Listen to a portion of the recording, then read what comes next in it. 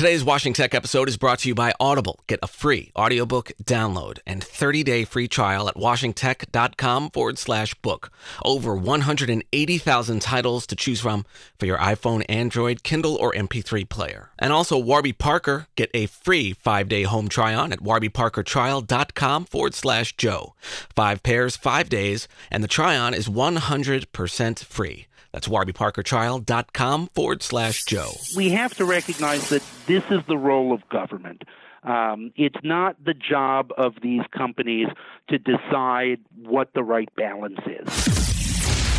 Welcome to the Washington Tech Policy Podcast. We deliver the latest tech policy news and brightest tech policy experts to you, wherever you are, so you can stay productive, relevant, and informed in less time. From Washington, D.C., it's the Washington Tech Policy Podcast with Joe Miller.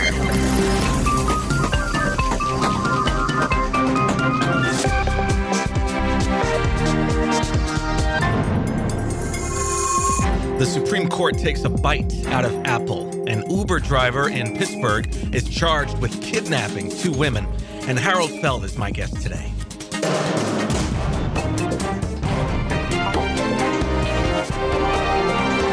Hey everybody, in a 5-4 decision, the Supreme Court dealt a blow to Apple in a class action lawsuit claiming the company's app store is a monopoly.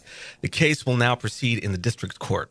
The issue is whether regular consumers have standing to sue Apple for antitrust violations or whether it was just competitors who have standing to sue. Justice Kavanaugh sided with the court's liberal justices, saying that if consumers didn't have standing, that retailers would be able to evade antitrust enforcement by structuring deals with suppliers and manufacturers in a way that complies with the black letter of the law, but still effectively have a monopoly. Police in Pittsburgh arrested an Uber driver, Richard Lamotti, who is also an assistant professor at Penn State's Beaver campus, for allegedly locking 2 female passengers in his car and telling them, "You're not going anywhere." Lamotti is charged with 2 counts of kidnapping. Protesters converged on Palantir's headquarters around the country over the company's $38 million contract with Immigration and Customs Enforcement. According to The Intercept, Palantir, which was founded by Trump advisor Peter Thiel, has been working with ICE to help them target and deport unaccompanied children and their families. Palantir says that it only helps ICE with investigations, but The Intercept found written documents obtained via a FOIA request that show Palantir pursued an unaccompanied alien children human smuggling disruption initiative with both of ICE's 2 major divisions, Homeland Security and Investigations, and its other division, which is called Enforcement and Removal Operations. The New York Times reports that Symantec has discovered that Chinese spies hacked into the National Security Agency and stole its hacking tools. Then it took those tools and used them against the United States. Experts are now questioning what role the U.S. should now play in defining cybersecurity practices around the world. The New York Times describes what China did as being similar to a gunslinger who takes an enemy's rifle and starts blasting away, making cybersecurity in a lot of ways like the Wild West. The Justice Department has charged 2 Chinese nationals for hacking Anthem back in 2015 that affected some 78 million Americans. The DOJ says the hackers used extremely sophisticated techniques to hack into Anthem and 3 other companies. DOJ officials call it one of the worst attacks in U.S. history. Amazon reported that over 6 months last year, it was hit by what it termed an extensive fraud with hackers siphoning funds from merchant accounts. Pew reports that despite all of the breaches and hacks and problems in the tech sector and Facebook in particular, Americans' interest in tech remains unchanged compared to last year. Black and Hispanic adults' use of YouTube exceeds that of whites by 6 and 7 points respectively, with 78 and 77% saying they've ever used YouTube. Notably, Hispanic adults far outpace whites on Instagram by some 18 points, with 51% of Hispanics saying they've ever used the platform compared to just 33% of whites. Blacks and Hispanics also far outpace whites on WhatsApp by 11 points and 29 points, respectively. You can find a link to the report in the show notes. Uber drivers around the world protested Uber and Lyft on the day of Uber's IPO last week. The largest number of protesters, hundreds, appeared outside Uber's headquarters in San Francisco, but the turnout in other cities around the world were more modest. This underscores the difficulty of organizing in a company without a central company-wide email system that drivers can use to organize. Oracle is suing the Pentagon for eliminating it from a bidding process after Amazon offered a job to a Department of Defense employee for crafting the joint enterprise defense infrastructure in a way that benefited Amazon. D.C. City Council member Phil Mendelsohn threatened D.C. Mayor Muriel Bowser on Twitter, saying that he would withhold building permits for government projects if the mayor fails to implement a law designed to regulate short-term rentals like Airbnb. The mayor's office is saying the law may be unconstitutional because it limits owners of units that don't actually reside at their property from sharing with renters for more than 90 days per year. The law is scheduled to take effect on October 1st. Events. Looks like most of the events this week are happening tomorrow, Wednesday, May 15th. And two of them are actually not happening in the D.C. area. So here we go. If you're in the Bay Area, check out New America Foundation's 2020 Census Everyone Counts. That's from 12:30 to 1:30 at the Spur, 1544 Broadway, Oakland. Also tomorrow from 2 to 3, we've got a webinar on information for older American consumers. That's an FCC webinar, and you can find the link to that in the show notes. And if you're in New York tomorrow, Politico's having a Women Rule networking event called The Future of Female Entrepreneurship. That's from 6 to 8 p.m. tomorrow, Wednesday, May 15th in New York. And this event has a high demand and the location is in public, but you can find the link to the interest list in the show notes. And you can find links to all of these stories and the events in the show notes. And our Twitter handle is @WashingTech, and you can also find the show notes at techpolicypodcast.com. Stay with us.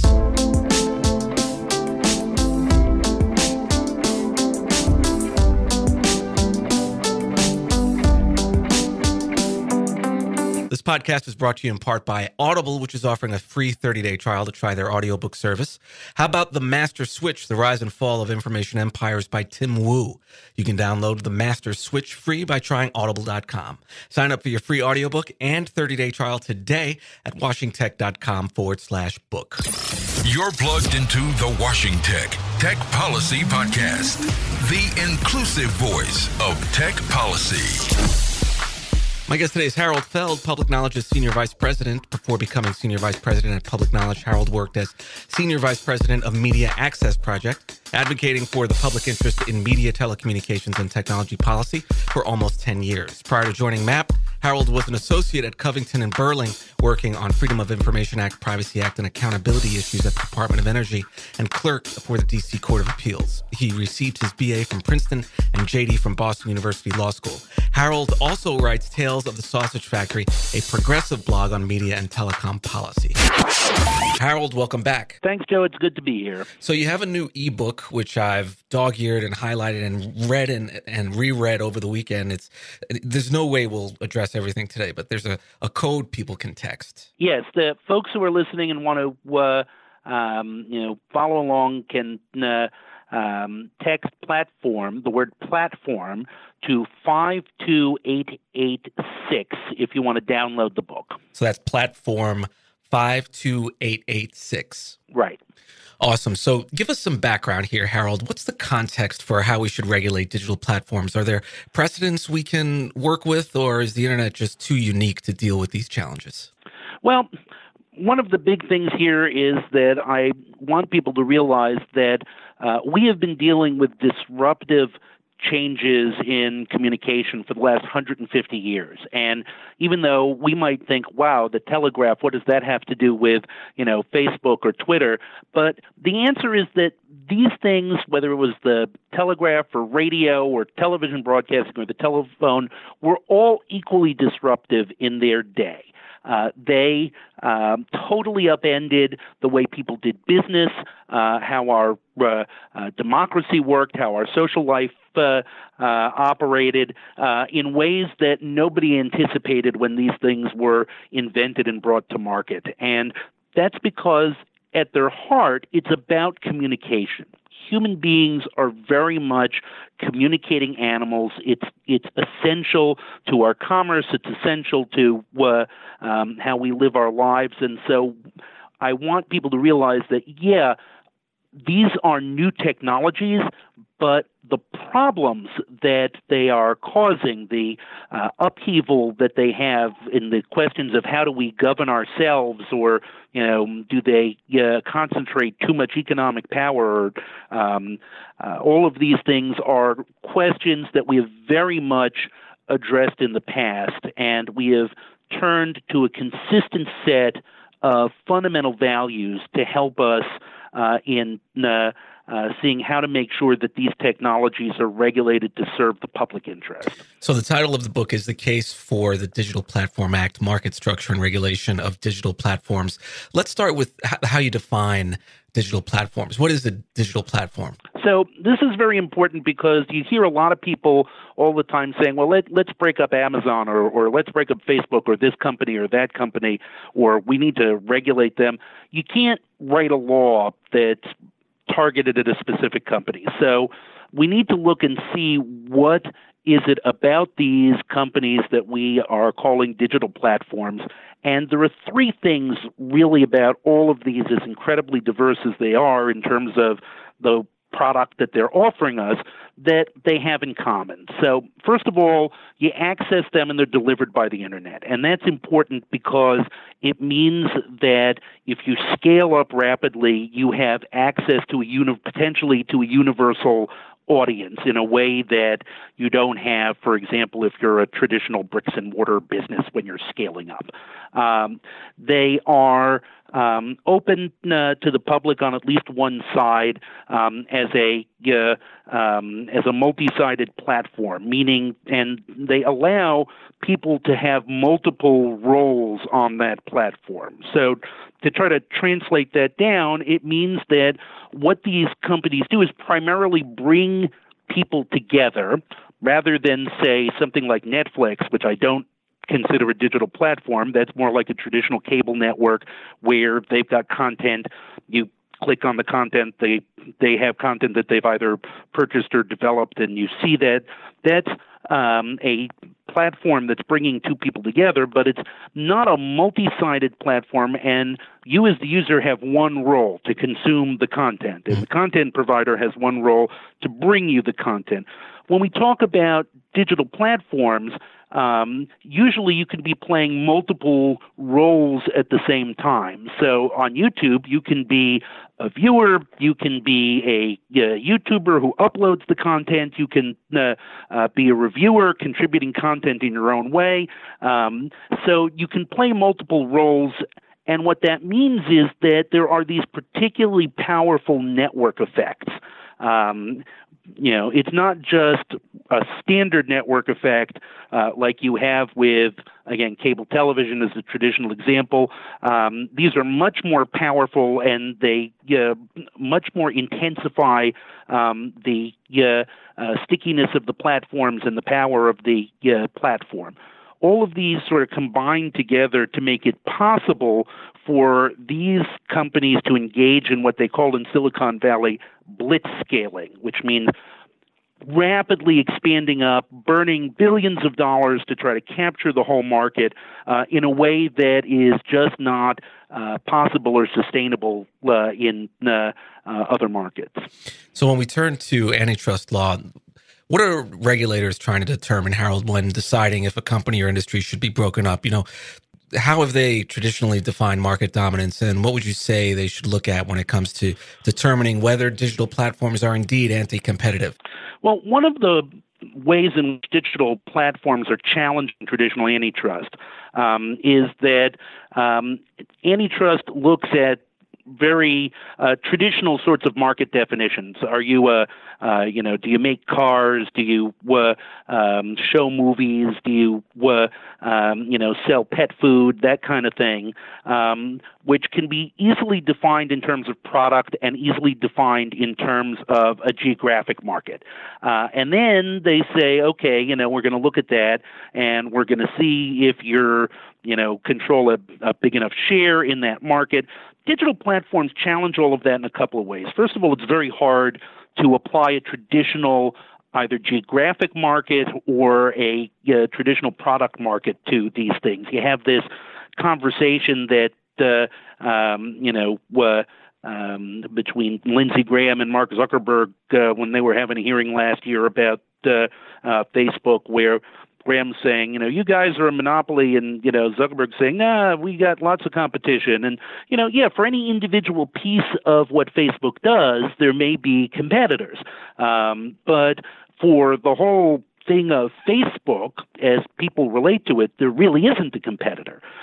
So I say, okay, you know what? Let's not bother with that. For this, we really need a new kind of metric, and one that goes to the source of the power of these platforms, which is their network effects. The fact that the more subscribers they have, the more powerful they are. And so I propose a metric that's called cost of exclusion, or COE. And what that does is to say, look, the real way in which a platform can control a market or the way it impacts a user is by its ability to say, well, you know what, we're just kicking you off the platform. And where that has a high cost, where people will put up with all kinds of nonsense because I really want to be on this platform, or where businesses will pay, a ridiculous amount of money because they say, I really got to be on this platform or I don't have a business, then that is a high cost of exclusion, and we should treat that kind of a digital platform as being dominant. So that means they have market power. They can, make folks behave in particular ways, not because it's in their best interest, but because they are afraid of being kicked off of the platform. Mm-hmm. And so that's kind of like when I stop using Facebook or stop using Instagram, I have to provide some sort of an explanation to tell people that I'm going to take a break or whatever, and then feeling like, wow, I haven't been on Instagram in a few days, and really feeling the urge to go back on there. Right. Well, exactly. And, that's it's really kind of like, my son doesn't like using Facebook, but he's a game designer, and he needs to have a Facebook presence that he checks in order to be able to, be out there to participate in his line of business. So that gives Facebook a certain amount of power. It's not like he can say, well, you know what, I'm just going to walk away from Facebook because, I don't like the way they handle personal information.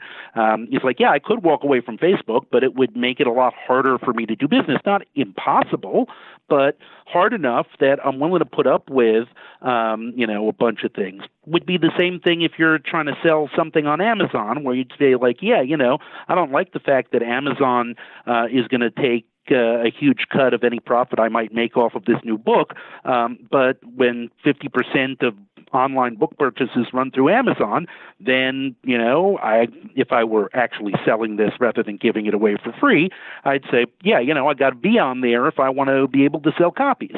And that kind of ties to your original definition of the digital platform, that it's not just Netflix where you're just consuming information. There's a consumer and a producer side here, where I, Joe Miller, or you, Harold Feld, the user, are communicating with your friends, but then there's also Harold Feld, the entrepreneur who needs and relies on Facebook and other platforms to get the word out about their business and communicate with their audience. Exactly, and that's what makes this so much more important and gives it that powerful network effect is, if I walk away from it, I'm not just losing, my ability to communicate with you as a person, and I could say, hey, let's go over to Signal, but I'm losing my ability to sell products if that's what I want to do. So you recommend a specific toolkit that regulators could use in lieu of breaking up social media companies? Yes, I think this is important because, everybody wants to jump right to breakup, and the fact is that it's very hard to do breakups, and given the nature of these platforms, you get what I call the starfish problem, which is starfish, if you tear them up, they'll just grow back their arms, and sometimes the arm will grow back a whole nother starfish. This type of business runs to consolidation. So, what we got to look at is, how do I prevent that from happening? And looking at the history of telecommunications networks, which have similar issues, there are a bunch of things that we can look at. One is some things that people have already mentioned, like what they call structural separation or product untying, meaning like, hey, if you're going to be in one line of business, if you're going to be the eBay that or the Amazon that sells things, that allows people to sell things on the platform, you can't also sell your own brand of stuff that would compete because it's too easy for you to favor your own stuff. Or you can, but we have to separate these functions because, it would be too easy for you to favor your own stuff. We have people have talked about data portability as a way in which I could say, okay, I want to move from one social network to the other. The only way that social network is going to be able to accumulate enough data to attract advertisers is if I can take my data with me, so that it doesn't have to learn everything all over again. We talk about that. We talk about ways in which protecting privacy is not only important for consumers, but it's also important to promote competition, because that helps to cut down on the information that these companies have that they are monetizing. And finally, we look at what they call APIs and certain types of patents, which are called standard essential patents, where we say, look, if the problem is interconnection, I need to interconnect with Google because Google is the premier search engine, or I need to be able to interconnect with Facebook because they've got 2 billion customers and everybody is trying to communicate with them. Then what we've done in the world of telecommunications, where we said, okay, telephone company has all these customers, we want to make sure that your rival telephone company can interconnect with them so that you can reach those other customers with a phone call. And similarly here, this is the way of how do you deal with the network effect, because the power comes from the fact that the big incumbent has all the customers and therefore the biggest network effect. I say, well, okay, we let you interconnect with it and tap into it so that everybody is competing around the same set of customers. Now, there are traditional trade-offs in these areas. I try to go through them in the book, but these are things that have proven very effective in communication, and variations of them should prove very effective here. And there are a number of different items in the toolkit that Harold goes over in the book. I believe it's chapter 4. And if you'd like to take a look at those, of course, this would be a good time to tell you that you can access the book by texting platform to 52886. That's platform to 52886. And we're running out of time, Harold, but I want to get to the First Amendment and looking at what we should consider when we think about the First Amendment in Section 230. How do you see regulators striking an appropriate balance between regulating hate speech, the First Amendment, Section 230? What's your vantage point here? We have to recognize that this is the role of government. It's not the job of these companies to decide what the right balance is. So we have in the past, when I run through the First Amendment analysis and say, look, you have to respect the First Amendment, but the First Amendment does not mean that you're free to harass people. It doesn't mean that we can't empower people to block hate speech and not look at it. Where we're concerned about criminal activity, this radicalization, we have steps that we can take, but it's more difficult under the First Amendment. I think that people talk a lot about Section 230 and this publisher liability. My basic feeling is that's a distraction. Figure out what you want for the right policy, and then just say, well, regardless of Section 230, this is what the law is going to be. And rather than worry about, well, it's a publisher, it's not a publisher, because, publishers are not liable for everything. And what we're talking about is something that's kind of a publisher, kind of not a publisher, kind of a distributor. So really what we want to be doing is figuring out what are the things we're trying to get at. Is it the harassment problem? Is it the radicalization problem? Is it all of those things? And come up with the right balance and put that policy in place, and then that'll be the answer to our 230 problem. And when 230, we're referring to Section 230 of the Communications Decency Act. And Section 230 provides a good deal of immunity for platforms that provide third-party content. Well, Harold, thanks again for joining me. And again, Harold's new book is entitled The Case for the Digital Platform Act, Market Structure and Regulation of Digital Platforms. And again, you can access it by texting platform to 52886. Let's turn to your icebreaker, your career advice, and your pick for our book this week.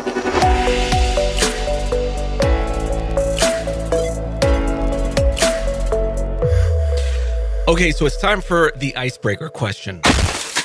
Okay, teleportation or flying? I'm a big one for teleportation. Much faster. I'd much rather cut out the intermediate steps and just materialize where I want to be. That's right. Plus, I'm a big Star Trek fan, and I've always wanted a transporter. Yeah. I think a lot of people, turning to your career advice, I think a lot of people have at least thought about writing a book. I know I have. What was your process for writing this ebook, and what are some of the key ways you stayed focused during that writing process? Well, the funny thing is that this turned into a book kind of by accident.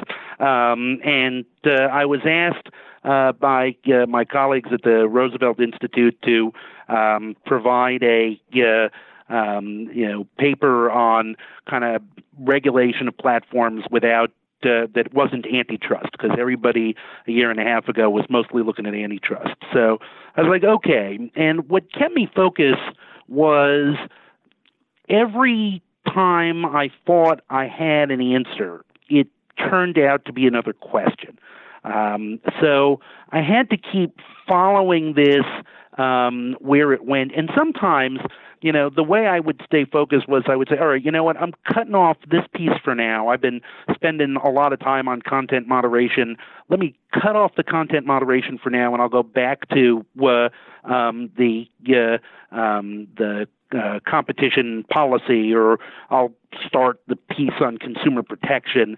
And on the one hand, that did make it a little hard at the end to kind of bring everything together, because I'd go back and be like, wow, it's been 6 months since I wrote this piece. But the most important thing is, I think, is to stay interested in the thing you're writing. It can be a real challenge to do that when you've been, living inside it and researching it and rewriting it. So, the important thing is to find ways that while you're writing it, to still keep it interesting, and keep yourself focused, and remember what the thing was that drew you to want to write so much about something in the first place. That's great advice. It's really easy to get bogged down. What are you reading and watching these days? Well, let's see. Since I was working on a book for a year, I have a lot to catch up on. But I love The Tick that's available on Prime. I really love The Good Place. For folks who haven't seen it, it's an amazing and funny show about philosophy. I'm a big Doctor Who fan, so I've now actually finally caught up on last season. I got to say, my TV habits are pretty basic. Game of Thrones, of course, and that's about it. Although I started watching Westworld, which is kind of interesting. Yeah. I'm on this Western thing ever since that Lil Nas X Old Town Road song came out. I've been really interested in Western things. Well, thanks again, Harold, for joining me. Do you have any final ideas you'd like to leave with us before we close? And where can we find you? Yeah. So I'm at Public Knowledge. You can find us at publicknowledge.org. I also write a blog about this and telecommunications issues at wetmachine.com, and that's called Tales of the Sausage Factory, as in people who like sausages and respect the law should not watch either being made. My last piece of advice on this is I'm hoping that what people will get out of this is, number one, we should calm down and recognize that we've seen these problems before, and we know how to solve problems like this. The problems of content and hate speech, problems of competition in a network environment. We've been here before. The downside is that they're really hard and it takes a while to get it right. So, it's not like we're going to wake up tomorrow and have an antitrust case that's going to break these companies wide open, or we're going to write a statute next week and it's going to solve everything. We got to buckle in here for the long haul because it's important to get this stuff right. And I'll just say, if you'd like the book is The Case for the Digital Platform Act, Market Structure and Regulation of Digital Platforms. We are giving it away for free in a number of electronic formats. You can access the book either at digitalplatformact.com or by texting platform to 52886. And you've been listening to Harold Feld, Senior Vice President at Public Knowledge, whose new ebook, as he just said, The Case for the Digital Platform Act, Market Structure and Regulation of Digital Platforms, is available online. You can access it. Platform to 52886, and Public Knowledge will hook you up with that. Harold, thanks for joining me. Thank you very much. Always a pleasure. That concludes episode 185. Thanks for listening. If you like what we do, please take a moment to head over to Apple Podcasts, give it a review. It helps others know what they can expect from the show and really helps us out. Thanks again to all of you for listening, and I'll see you back here next week. Take care. Washington Tech.